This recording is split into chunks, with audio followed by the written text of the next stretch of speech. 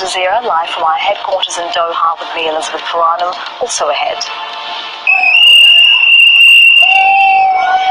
Protests in Kenya with deepening political uncertainty after opposition leader Raila Odinga withdraws from the repeat presidential election. Spain gives Catalan's political leaders an ultimatum to declare their intentions on independence by next week, and why more than 100 former professional ice hockey players are preparing to sue their league for negligence.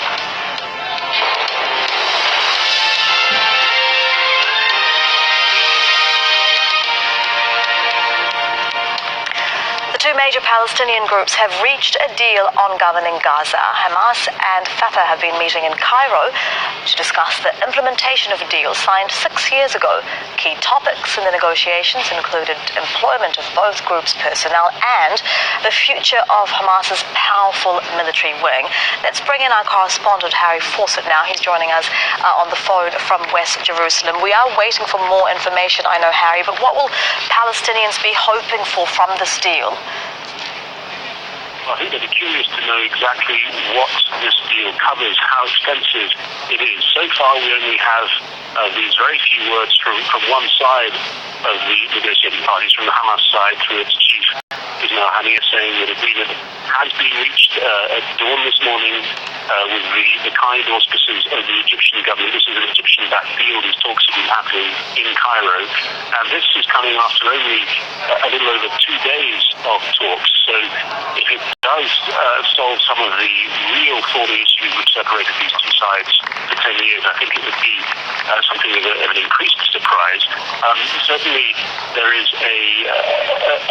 there was talk before these measures took place, a very optimistic talk from both sides about what could be achieved. But there were also differences. Hamas its military wing was not on the table, had not been part of its pre-talks discussions with Egypt, whereas the Palestinian President Mahmoud Abbas and other senior Fatah figures had been saying that they wouldn't accept a situation where the Palestinian Authority government just provides services to a very needy now population in Gaza, while the Hamas military wing retains itself as a sort of alternative center of power. So those questions, if they've been resolved within 2 days, I think a lot of people would be very surprised. What might come out of this is that we have some more of a staggered deal where things which can be agreed upon earlier are, and then some of the more difficult issues to be resolved at a later date. We don't know yet. We're still waiting for this news conference out of Cairo, but as far as Hamas is concerned,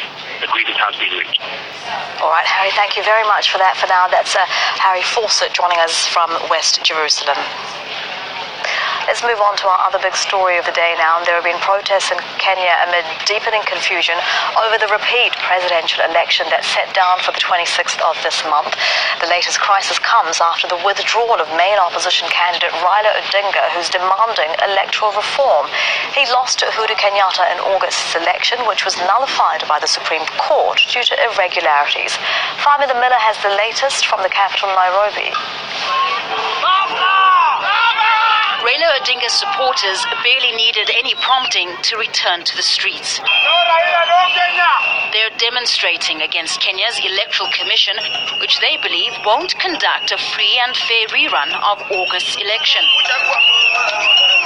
But Odinga's supporters are divided on him dropping out of the race. Odinga claimed the August vote, which he lost, was rigged. The Supreme Court later ruled there'd been irregularities in how the vote was counted, and incumbent Uhuru Kenyatta and Odinga should stand in new elections. You cannot go to an election whose credibility has been predetermined. So I think for Raila, I think that is the best option for me. We are not happy, but he withdrew because of the pressure.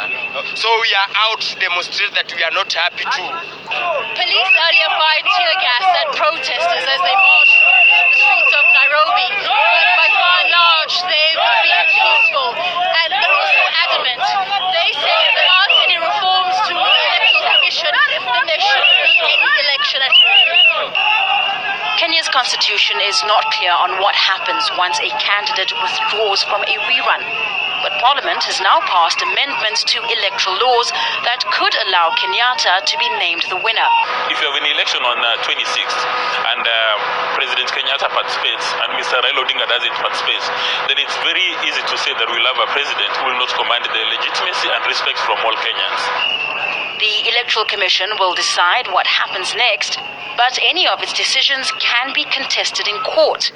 Kenya faces one of many possibilities, including declaring incumbent President Kenyatta as the only remaining candidate, the winner of the rerun, or holding elections and then declaring Kenyatta the winner, or holding fresh elections within 90 days with new nominations for president.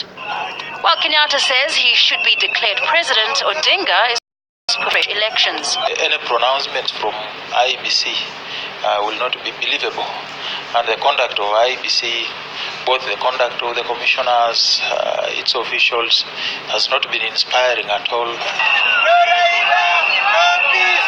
Whether it's a faltering economy or an ongoing political feud, all Kenyans are guaranteed at this point is uncertainty. Famida Miller, Aljazeera, Nairobi. Spain has given Catalan leader Carles Puigdemont until Monday to say whether or not he's declared independence. If Catalonia goes ahead with secession, the Spanish government says it will take away the region's political autonomy. Lawrence Lee reports from Madrid. Madrid does not like being told what to do by the Catalans. For once, Parliament was united.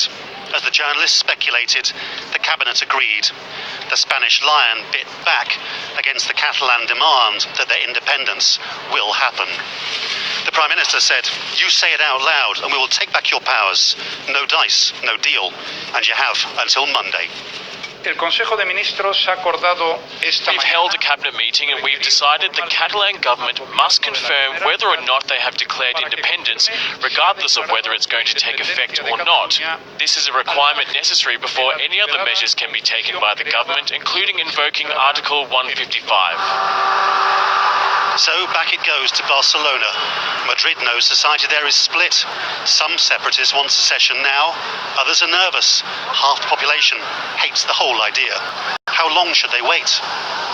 We know there are very important governments and people around the world who are ready to assist in mediation. We've got the group of the elders with Kofi Annan, with Ban Ki-moon, with Desmond Tutu, who are ready to exercise their mediation.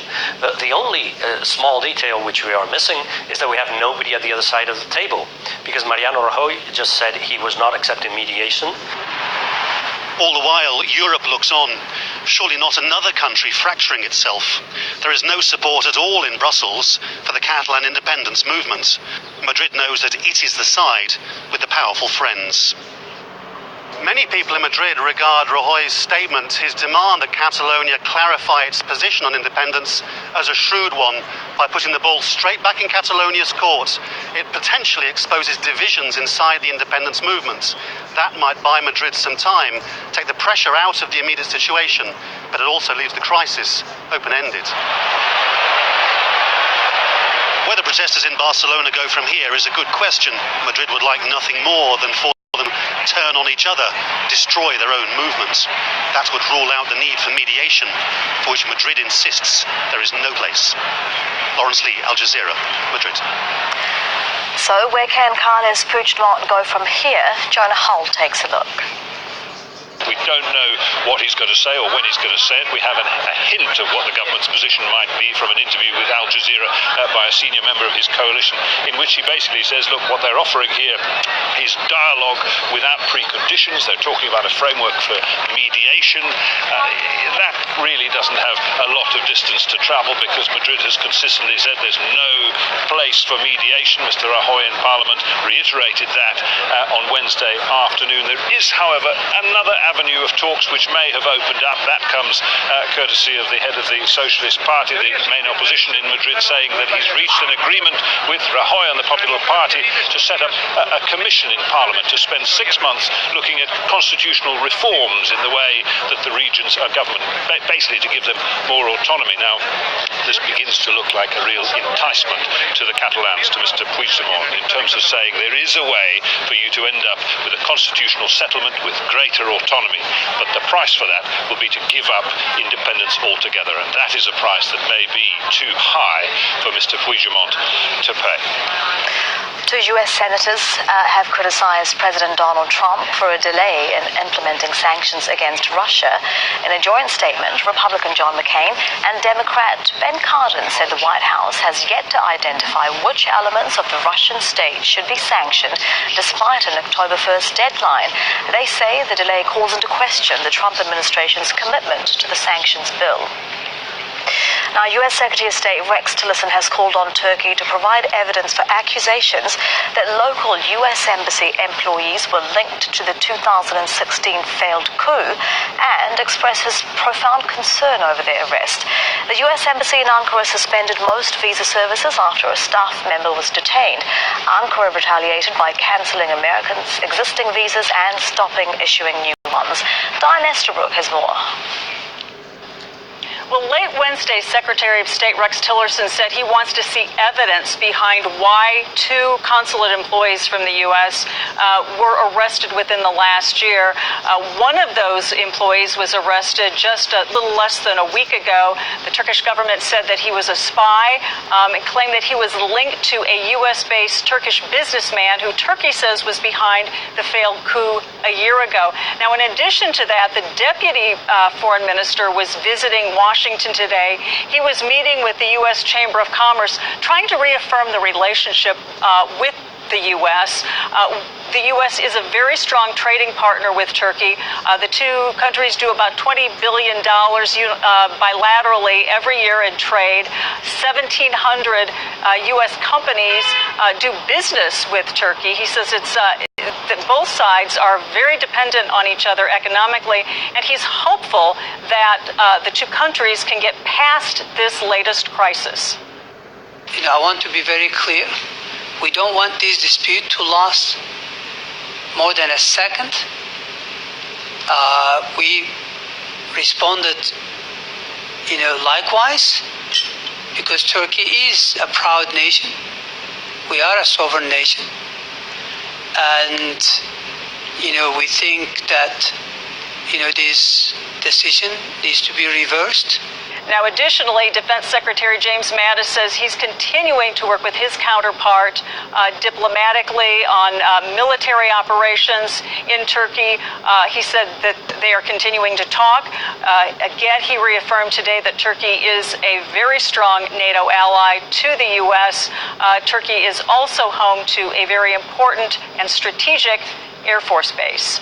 So everyone involved here is optimistic, at least hopeful, that this tit-for-tat, so to speak, over these visas will be resolved quickly. Now, Joshua Walker is a fellow at the German Marshall Fund. It's a non-profit aimed at strengthening cooperation between the US and Europe. And he says this issue has been a long time coming. It's been simmering. This exploded, and I think it caught everyone by surprise because it was a very technical issue that was announced on Twitter in terms of visas being suspended. The Turks responded in kind, literally verbatim, with the same visa suspension. This is the first time these two NATO allies have not been able to visit each other, have people-to-people exchanges. They're trying to dress it up as saying, well, it's visas, it's not that big a deal. But this is a big deal, and I think they want to resolve it. Both sides have, these are two NATO allies, things from Syria to Cyprus to Russian relations, to Turkey's internal politics with the domestic ongoing unrest with the FETÖ organization that has been accused of the failed coup. Everything is at stake in some ways for Turkey. The same for the U.S. and our regional alliances. This is a really big deal, and it doesn't seem that in some ways this is a disproportionate escalation in some ways. Something as technical as visa and something as technical as going after a Turkish citizen who works at the consulate. This is an interesting escalation. Still ahead on the bulletin, the United Nations accuses Myanmar of torture, rape and killing of Rohingya in Rakhine State. And why scientists say we need to rethink our approach to fighting fires.